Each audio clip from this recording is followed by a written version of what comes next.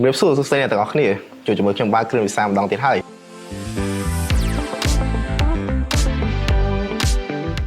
ថ្ងៃនេះខ្ញុំសូមណែនាំនៅប្រព័ន្ធមួយដែលមានឈ្មោះថា ClearView POS Today ដែលជាប្រព័ន្ធថ្មីមួយរបស់ក្រុមហ៊ុន Blue Technology ClearView POS Today បង្កើតឡើងក្នុងគោលបំណងដើម្បីជួយសម្រួលដល់អតិថិជនដែលប្រកបអាជីវកម្មខ្នាតតូចឬខ្នាតកណ្ដាលដែលមានដូចជាភោជនីយដ្ឋានហាងសម្រន់ហាងកាហ្វេនិងហាងសាច់អាំងជាដើមដែលកំពុងស្វែងរកនូវប្រព័ន្ធគ្រប់គ្រងមួយដែលមានប្រសិទ្ធភាពនិងតម្លៃសមរម្យចង់ដឹងថាតើប្រព័ន្ធនេះមានរូបរាងដូចម្តេចនិងមានភាពងាយស្រួលក្នុងការប្រើប្រាស់ដល់កម្រិតណាតោះមកមើលការបង្ហាញជាមួយខ្ញុំទាំងអស់គ្នានៅក្នុង ClearView POS Today យើងបានបែងចែកអតិថិជនជា3ប្រភេទដែលមានដូចជាអតិថិជនដែលមកញ៉ាំក្នុងហាងផ្ទាល់ក្រុមហ៊ុនដឹកជញ្ជូននិងអ្នកដែលមក shop ផងដែរពេលចូលទៅកាន់ផ្ទាំង order យើងឃើញមានម៉ឺនុយ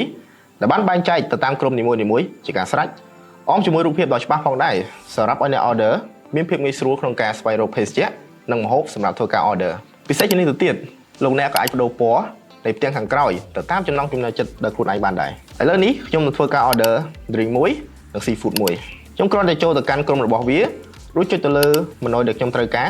ជាការស្រេចហើយយើងក៏អាចធ្វើការបញ្ចុះតម្លៃទៅតាមមុខម្ហូបឬទៅលើវិក័យប័ណ្ណទាំងមូលក៏បានដែរហើយតម្លៃសរុបវានឹងគណនាខ្លួនឯងតែម្ដងម្យ៉ាងវិញទៀតយើងក៏អាចប្រើប្រាស់នៅកាតសមាជិកនៅក្នុងឱកាសពិសេសៗបានដែរដែលយើងហៅថា Happy Hour នៅពេលធ្វើការ order រួចយើងចូលមកដល់ការទូទាត់ប្រាក់ជាមួយនឹងប្រភេទទូទាត់ជាច្រើនទៅតាមតម្រូវការរបស់អតិថិជនជាក់ស្ដែងបើសិនបើអតិថិជនធ្វើការទូទាត់ជាសាច់ប្រាក់សុទ្ធលោកអ្នកគ្រាន់តែវាបញ្ចូលនៅទឹកប្រាក់ដែលទទួលបានជាក់ស្ដែង